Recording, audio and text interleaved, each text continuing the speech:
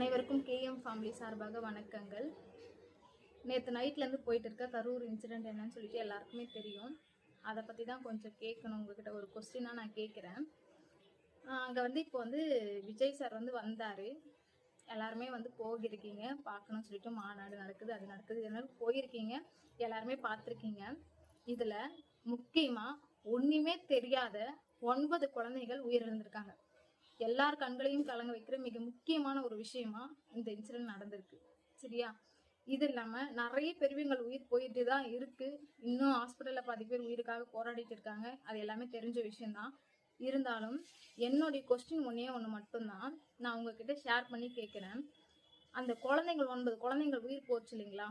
அந்த உயிர் போனதுக்கு காரணம் முதல்ல யாருன்னு மட்டும் உங்களுடைய கருத்தை கமெண்ட் பாக்ஸ்ல கமெண்ட் பண்ணுங்க. என்னுடைய கருத்தா நான் சொல்ற ஒரே விஷயம், பேரண்ட்ஸை மட்டும்தான் சொல்லுவேன்.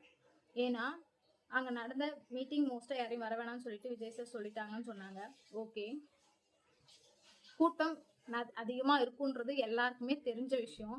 ஒரு கோவில், எங்கன்னா ஒரு இடத்துக்கு நம்ம போனோம்னா கூட கூட்டம் அதிகமாக இருந்துச்சுன்னா பேரண்ட்ஸுக்கு மெயினாக முக்கியமான விஷயம் என்னன்னா, கூட்டம் அதிகமாக இருக்கிற இடத்துல குழந்தைங்கள் கடத்திடுவாங்க, குழந்தைங்களுக்கு எதனா ஆகிரும்ன்ற விஷயம் எல்லாருக்குமே தெரிஞ்ச விஷயம்.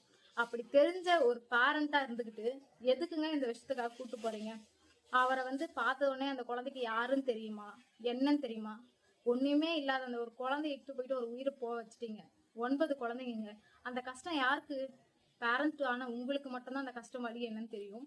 அந்த 9 குழந்தைங்க என்ன ஏதுன்னே தெரியாம உயிர் போயிடுச்சு. அந்த உயிர் மீண்டும் வருங்களா சொல்லுங்க? நேற்று நைட்ல இருந்து மனசு அவ்வளோ கஷ்டமா இருக்கு இந்த இன்சிடென்ட் பார்க்கும் போது. எல்லாருமே யோசிக்கிற இந்த விஷயம் தான், எல்லார் மைண்டுக்குள்ளேயும் இதுதான் ஓடிட்டு இருக்கு. இந்த வீடியோ மூலயமா நான் கேட்குற ஒரே விஷயம்தான், இதுக்கப்புறம் நடந்து முடிஞ்ச பிரச்சனை நடந்து முடிஞ்சிருச்சு. சரியா? அதால நம்ம வருத்தம் மட்டும் தான் பட முடியும், போன உயிரை மீண்டும் கொண்டு வர முடியாது. தயவு செய்து எந்த பேரண்டா இருந்தாலுமே எந்த ஒரு இடத்துக்கு இட்டுட்டு போனாலும் அந்த இடத்துக்கு இட்டு போறதுக்கு இம்பார்ட்டன்டான இடமான்னு பாருங்க. அப்படி இட்டுட்டு போனா அந்த குழந்தை சேஃப் அண்ட் செக்யூரா இருக்குமான்னு பாருங்க. அப்படி பேரண்ட்டுக்கு மேல குழந்தைய யாரும் நல்லா பார்த்துக்க முடியாது சொல்லுவாங்க. அப்படி ஆக்சுவலா இருக்கிற அந்த பேரண்டே இப்படி இட்டு போனதுனாலதானே அந்த குழந்தைக்கு ஒரு இன்சிடென்ட் நடந்திருக்கு.